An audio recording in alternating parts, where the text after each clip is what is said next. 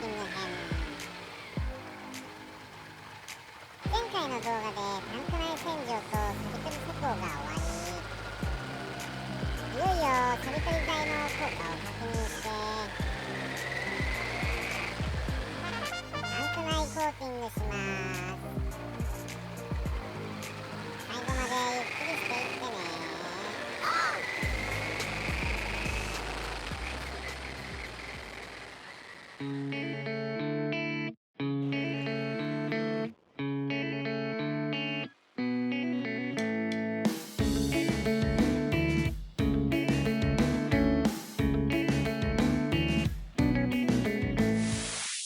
それでは早速サビ取り剤の効果を確認していきましょう。液を出して中をすすぎます。説明書によれば反応時間は24時間とのことですが、途中で角度を変えたり液を攪拌させて 4,5 日置いても問題ないとのことなので、たっぷり4日つけました。しかし途中で液漏れに気がつき、中にできた空洞が空気に触れてサビ再発の恐れがあったので4日間でやめておきました。上澄みを捨てて出てきたサビを見てみましょう。最初は無色透明だったサビ取り剤ですが、化学反応なのか黄色に変化していました。これがサビ取り剤によって新たに取れたサビです。純粋に薬液の力だけで取れたサビということになります。結構取れたみたいで中を見るのが楽しみです。黄色い液が残っていると錆びやすいとのことなので入念にすすぎます。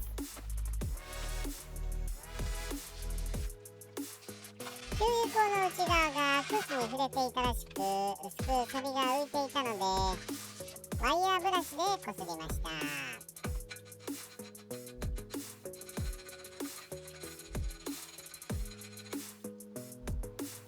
キャップを閉めて裏返し、下穴から天井に向けて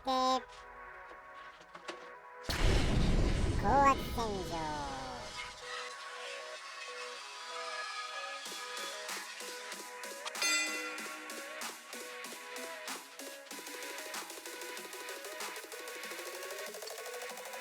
疲れた。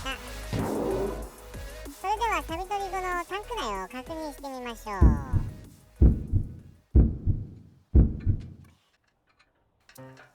果たしてサビはどれぐらい取れているのでしょうか。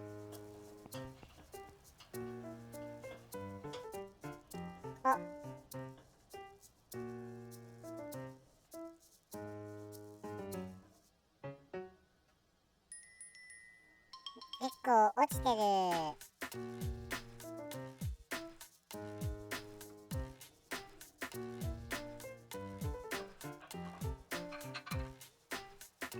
カメラをひっくり返して天井を見てみましょう。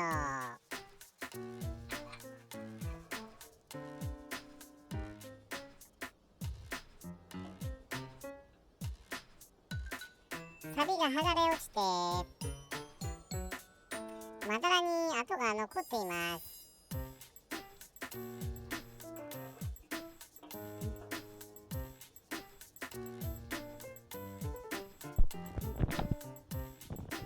こちらのサビ取り剤は特に事後コーティング前提ではないので、このまま乾燥して使用することも可能です。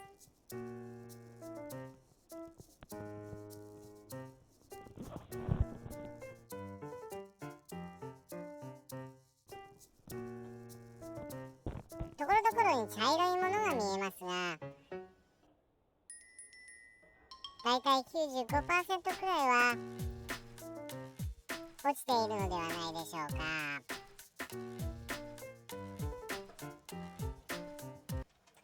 タンクの底に仮蓋をします。確実に薬液をすすぎ、鎖を入れてサビを研磨してみようと思います。今度は鎖に針金をつけてキャップを閉めました。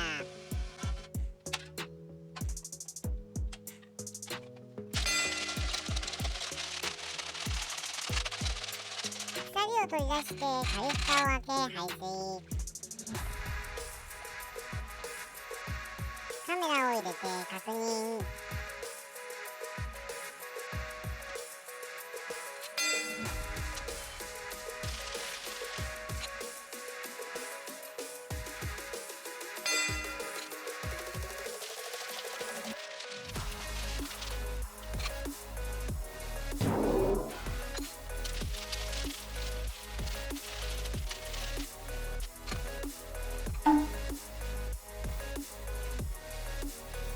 1回ごとにカメラで確認し、気が済むまで研磨しました。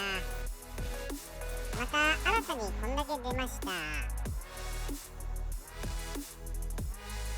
すぐにドライヤーを突っ込んで強制乾燥10分。ワンウェイバルブ口と燃料出口の密閉テープを剥がします。タンクが熱くなるまでしっかり乾燥。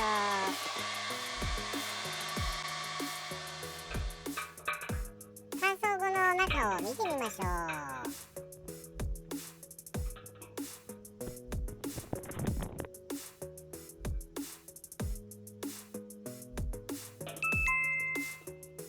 ここで余談ですが、燃料リザーブについて VMAX に燃料コックはありません。リザーブのための高さ違いの管もありません。ポンプによって吸い出される穴は一つだけです。では燃料が少なくなると、燃料ゲージが警告灯を光らせ、リレーによってポンプを停止。疑似的に燃料切れを演出してライダーに注意を促し、スイッチを入れるとポンプに再び電源が入り、燃料が送られることでエンジンが再始動します。つまり物理的に何かの切り替えをしているわけではないのです。設計者の頭の柔らかさに脱帽です。続いて天井を見てみましょう。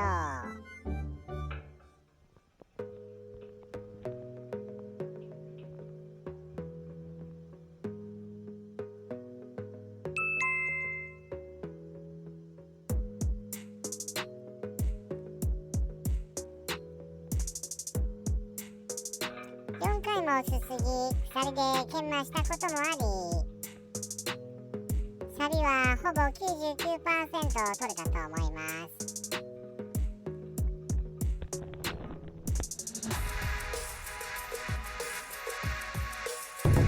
それではいよいよタンク内コーティングに移りましょう。燃料レベルゲージの穴に今度は使い捨てできるアルミテープで蓋をします。コーティングでネジ穴が潰れないようにボルトもつけて蓋をします。こちらがワコーズさんのタンクライナー。中身はこんな感じです。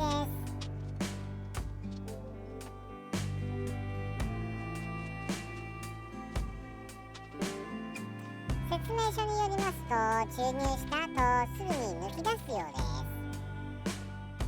使用量は20リットルタンクを目安。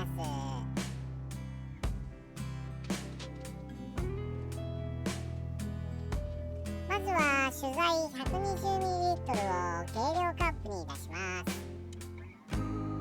かなり沈殿して固まっているので十分かき混ぜます。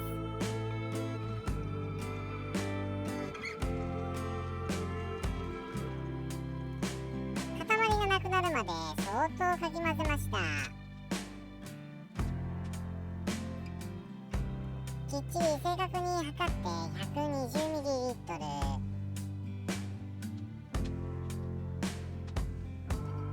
続いて硬化剤 30ml を混ぜます。合計 150ml の溶剤を作ります。気泡が入らないように丁寧に混ぜます。シャバシャバなスープカレーみたい。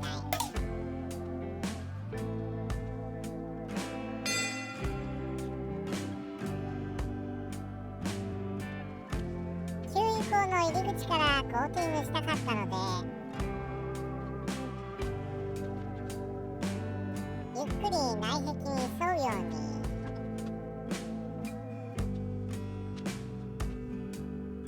角度を変えて転がしながら垂らしました。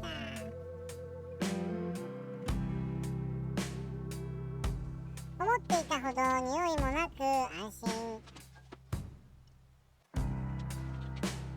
刺激臭もありません。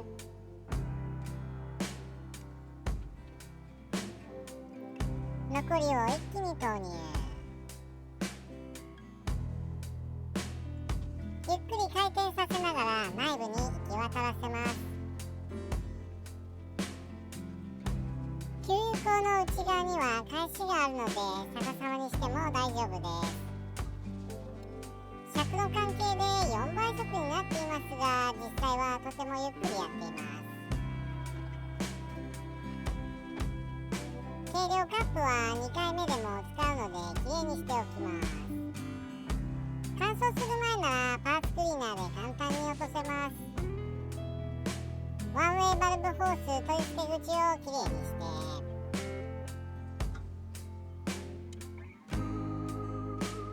エアーを吹いて貫通させておきます。とても小さな穴なので塞がりやすいです。説明書に従って余分な溶剤をシリンジとチューブで吸い出します。VMAX のタンクは中が広くてチューブが安定せず非常に難しく吸い出せず、諦めてテープを剥がし下から出しました。必ず 100ml 以上抜き出す必要があります。またアルミテープで蓋をして適当な段ボール箱を用意して入り口と出口の穴を開けてドライヤーを突っ込んで強制乾燥します。70度から80度で20分以上加熱。1回目はこれで終了です。3日後、メーカーとしては2回施工を推奨しているので1回目の完全な乾燥を待つため3日間を空けました。テープを剥がして硬化具合を確認します。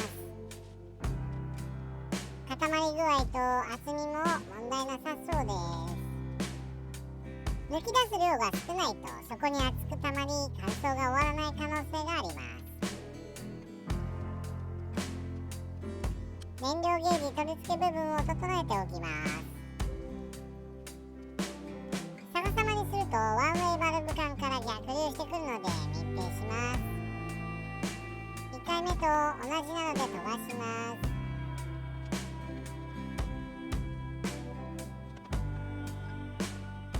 最後にワンウェイバルブ管と燃料管にエアーを吹いて貫通させておきます。テープを剥がし 100ml 以上抜き出します。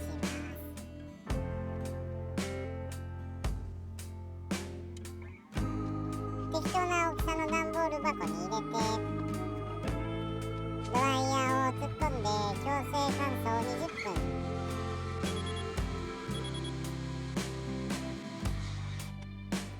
ほかほかの出来上がり。さらに3日後、注意していたのですがやはりワンウェイバルブホース管が塞がってしまいました。仕方ないので太さ 1mm のドリルを購入。 USB 充電ドライバーにアタッチメント装着。ゆっくりドリルを動かして 1mm 穴を開け直します。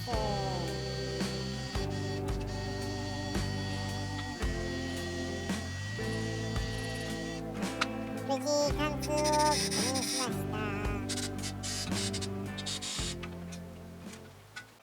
それではコーティング後のタンク内を見てみましょう。給油口の内側もきれいになりました。果たしてきれいに塗れているのでしょうか。成功か失敗か。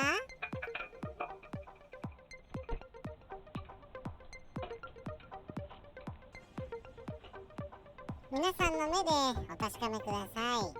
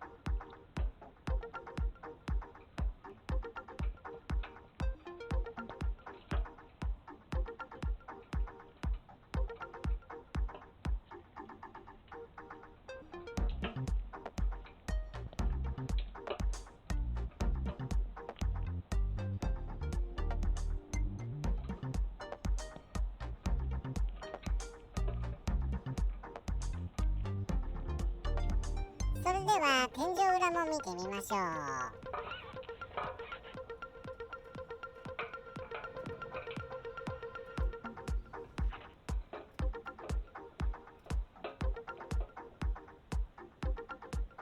錆は一つも確認できませんでし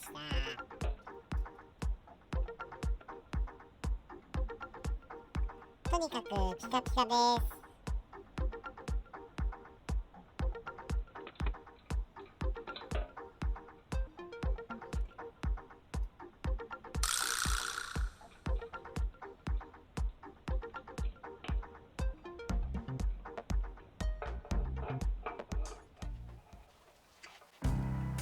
アルミテープとボルトを外します。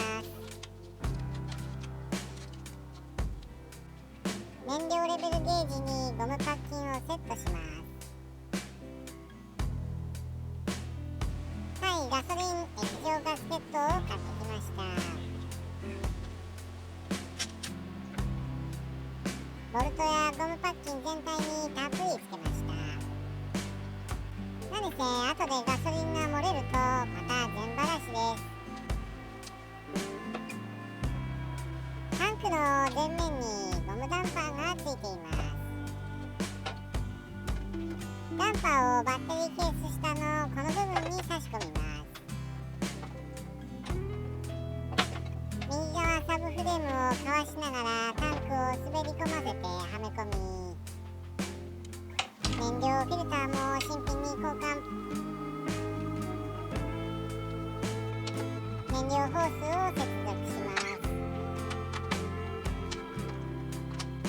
ワンウェイバルブホース取り付け、フィダーカバーをかぶせてドレンホースを取り回し、あとは元に戻すだけです。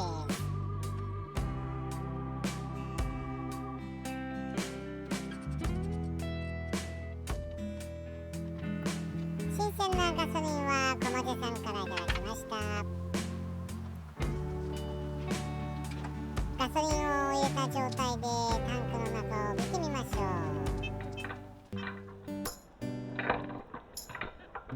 お、何か見えてきましたよ。ピンク色の地底湖発見。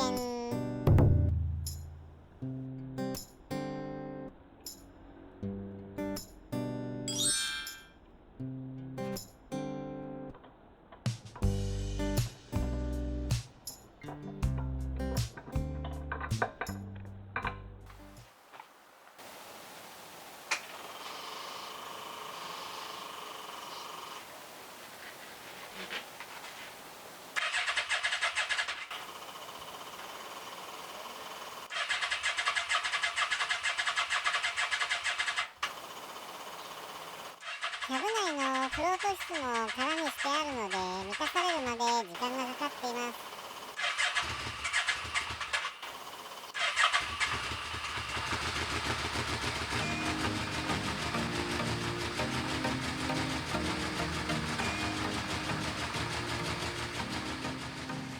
VMAX の燃料タンクはシートの下なので、燃料キャップから雨水や洗車による水が中に侵入することはありません。タンク内を錆びさせる水分の原因は 100% 結露です。乗らないときはできるだけ満タン保管をお勧めします。タンクを下ろして錆び取り作業は大変だけど満足感安心感は高い。30年前のコーティングとは違い、最近の商品はとても扱いやすく失敗が少ないと感じました。よかったら挑戦してみてください。また見てね。